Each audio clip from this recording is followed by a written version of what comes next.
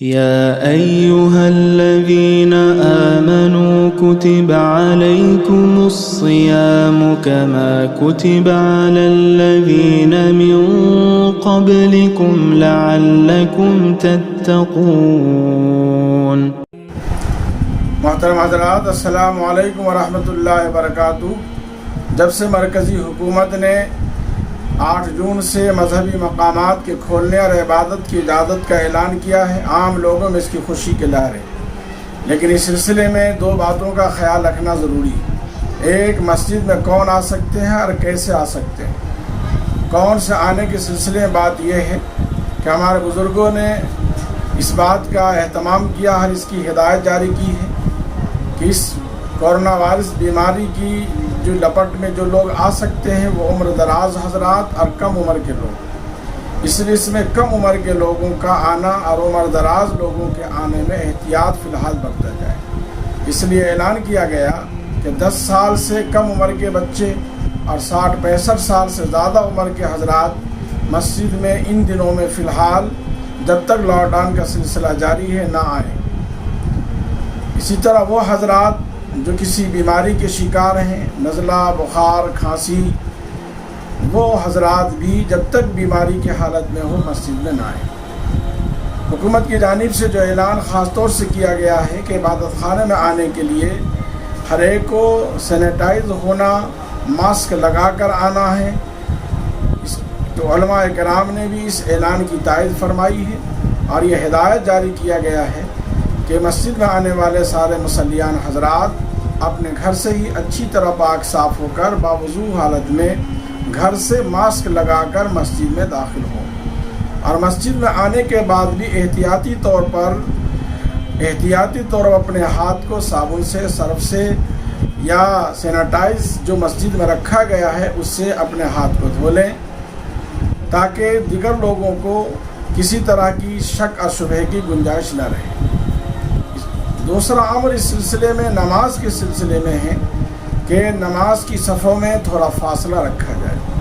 اگرچہ عام حالات میں صفوں کا ملانا سنت ہے اور صف میں خلا رکھنا مکروہ ہے، لیکن اس بیماری کی اور اس وبا کی حقیقت کو دیکھتے ہوئے علماء کرام نے اس بات کا فتویٰ دیا ہے کہ موجودہ حالت میں حکومت کے گائیڈ لائن کے مطابق صفوں کے درمیان مناسب فاصلہ رکھا جائے اور اس حالت میں صفیں سیدھی کر کے نماز ادا کی جائے۔ 2 مقتدیوں کے بیچ میں فاصلہ ہونی چاہیے۔ ماسک لگا کر بھی نماز آپ پڑھ سکتے ہیں، تلاوت کر سکتے ہیں۔ اس ماسک لگانے میں تلاوت کے اندر جو کراہت ہے وہ آپ کے لیے نہیں آئے گی۔ البتہ ائمہ حضرات کے لیے اس سلسلے میں چھوٹ یہ ہے کہ چونکہ وہ مقتدی حضرات سے وہ آگے ہوتے ہیں اور تقریباً 5-6 فٹ آگے ہوتے ہیں اور ان کا رخ قبلہ کی طرف ہوتا ہے، اس لیے وہ اگر وہ تلاوت کے اندر نماز باجماعت میں اپنی نماز کی حالت میں ماسک نہ لگائیں تو بہتر ہے، اور اپنی نجی نماز میں نفل اور سنتوں والی نماز میں اگر مل کر کوئی قریب ہو کر پڑھ رہا ہو تو اس میں ماسک لگانے کا اہتمام کرنی چاہیے۔ دیگر جو گائیڈ لائن جاری کیا گیا ہے وہ یہ ہے کہ وضو خانہ صاف ستھرا ہو، استنجا خانہ صاف ستھرا ہو، اور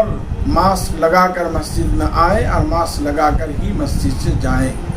بیمار حضرات مسجد میں آنے کی کوشش نہ فرمائیں۔ ان باتوں کا اگر ہم نے اہتمام کیا اور خیال رکھا تو حکومت کے گائیڈ لائن کی پابندی کی بنیاد پر اللہ تعالیٰ دیگر فتنوں سے ہمیں بچائیں گے اور عبادت خانے کی عبادت انشاءاللہ جاری رہے گی۔ اندور میں مساجد میں عبادت کی اصولی طور پر، ضابطے کی طور پر کب سے اجازت ہوگی؟ تو سننے میں آیا ہے کہ کل 9 جون کو کلکٹر کی بیٹھک ہے اور وہ اندور اور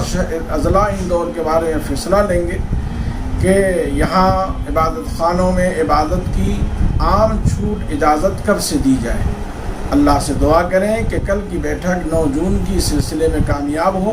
اور اندور میں جو بیماری کے سلسلے میں یہ سروے آیا ہے کہ کم ہے، ایسی کم کی بنیاد پر یہ فیصلہ لیا جا سکتا ہے کہ مساجد کے تمام مذہبی مقامات کھول دیے جائیں، عبادت کی عام چھوٹ دے دی جائے۔ انشاءاللہ کل کی بیٹھک اس سلسلے میں کارگر ہوتی ہے تو عام مساجد کے لیے چھوٹ ہو سکتی ہے۔ اس موقع پر یہی مختصر درخواست آپ حضرات کی خدمت میں کرنی ہے کہ ان امور کا خیال رکھیں۔ صفوں کے درمیان فاصلہ، ماسک لگا کر نماز پڑھنے کے سلسلے میں ہمارے ملک کے اور دیگر علماء کرام نے بڑا ہی مدلل فتویٰ جاری فرمایا ہے۔ خاص طور سے ہندوستان کے عظیم فقیہ حضرت مولانا خالد سیف اللہ صاحب رحمانی نے اس سلسلے میں اپنا فتویٰ جاری فرمایا ہے،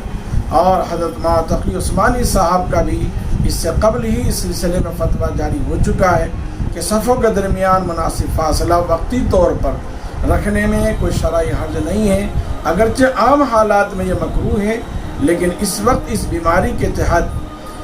اس وبا سے خود کو بچانے اور دوسروں کو بچانے کے لیے یہ مناسب فاصلہ جو 1 سے 2.5-3 فٹ کے درمیان بھی اگر ہو، اس سے جماعت کی نماز میں کوئی کراہت نہیں آئے گی۔ اہل علم حضرات سے گزارش ہے کہ اگر وہ اپنے تشفی چاہتے ہوں تو ان دونوں حضرات کے فتاویٰ کو